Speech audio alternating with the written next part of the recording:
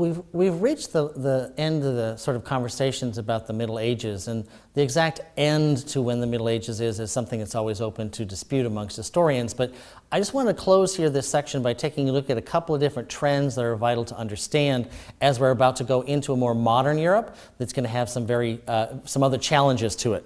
And one is to continue to note that what's going to happen is that most states are going to be centralizing power under one royal family. That the legal systems, economic, social, and political systems are all going to be going to the top, that there's going to be a centralized authority of a royal family, almost always male, but nonetheless sometimes female, that will try to project power from the top down, organize better tax systems, organize centralized armies, protection, diplomacy. In other words, the modern trappings of a state that we would recognize as a separate nation or country or realm, depending on what term they want to use, we're getting to the time period where that early feudalism we talked about a while ago, that decentralized, fragmentized time period of, say, the 9th and 10th centuries, the era, say, before Charlemagne, that too, Europe had been broken into massive little pieces. And now, over time, over centuries, royal families, through warfare, through dynastic inheritance, through wise family decisions in terms of marrying heiresses to heirs,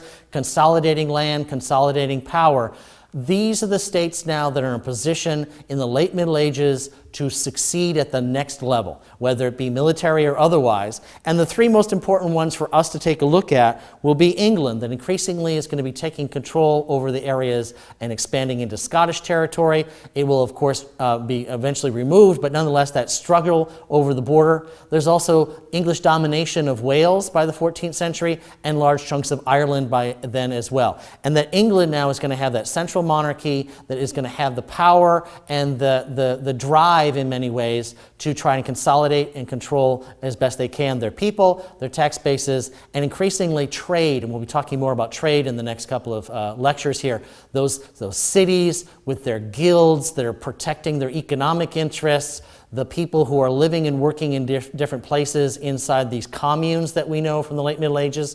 They are forming their own communities, their own independent governments at the cost of having to buy it from the local lords, but nonetheless.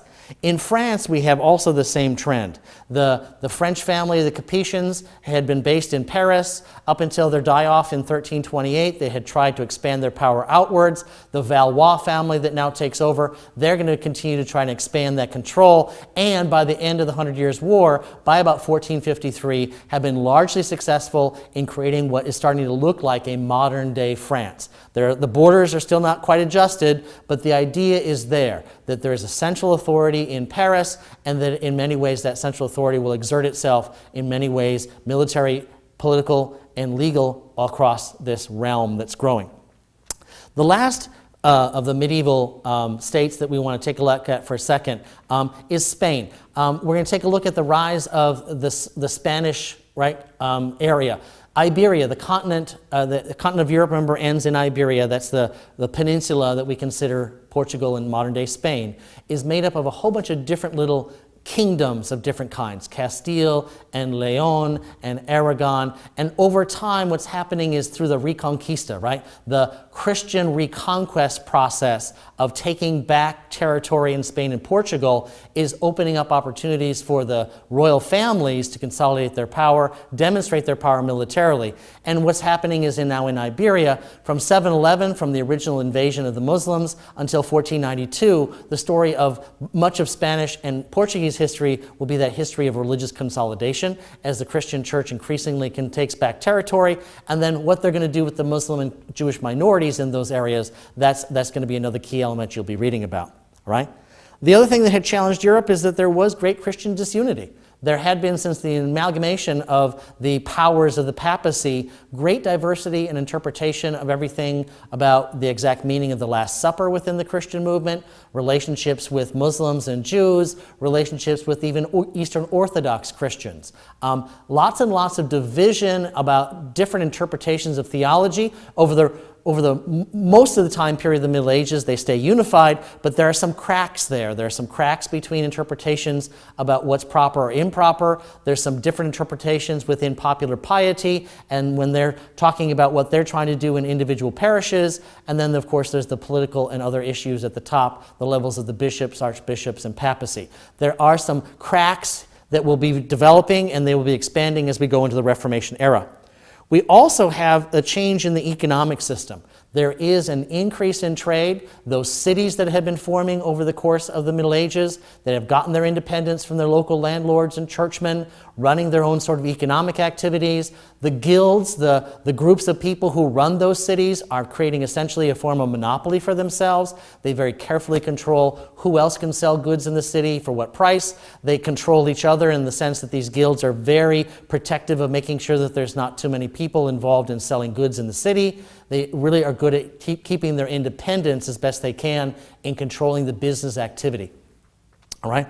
What's also happening is something like the Hanseatic League, or Venice, or England. These are three major economic powers of the late Middle Ages that are having the ability to go out and have a large trade network that will in many ways be a valuable way to move goods and services, but also there's a necessity there of banking and credit, growing ideas of joint stock companies and sharing the burden in having an overseas exercise like a trade commission or sending off a trader. There's lots of ways in which for us to look at this, but the Venetians are increasingly controlling lots of things in the Mediterranean. The English are getting more and more adventuresome in controlling sea lanes. The Dutch will be rising later on as we go into the more modern era. And of course the Hanseatic League, which is one of the more famous of the trade networks, and it had controlled most of Northern European trade. And this is sort of a recreation of the trade route. As we'd mentioned earlier with the rise of Muscovy, under the control of the Mongols, there was a trade network that took lots of Russian products down the river to the Black Sea and out that way towards the Mediterranean. There'd also been significant trade from the northern part of Russia through the city of Novgorod that we mentioned in one of our earlier lectures, and from there out into the sea lanes and to the major cities across Europe and across the Baltic, all the way, of course, to London. This was a vital trade network called the Hanseatic League. It was one of the ways in which much trade was done. We had already talked about briefly the trade that was done in the area of the Silk Road. In southern part of the Europeans, that's where many of their trade networks go. This is the northern component. The Hanseatic League will last for a couple more centuries, but it will increasingly die out, in part because the ability of the French, the Dutch, the English, and others, Portuguese too, to tap into the trade network and control of what you will know as the Atlantic Ocean. All right? So as we're closing the Middle Ages here, Europe is challenged by many different things: changes in trade, changes in religion, changes in the economy, agricultural production, and is now at a stage where it could be launching into a very different understanding of how to operate in the world, and that's why we're heading into the early modern era. Make sure you read about the latter Middle Ages as we pull together many of these key concepts inside the readings that you have. And then, of course, take a look and see if some of the sample questions can address some of these issues.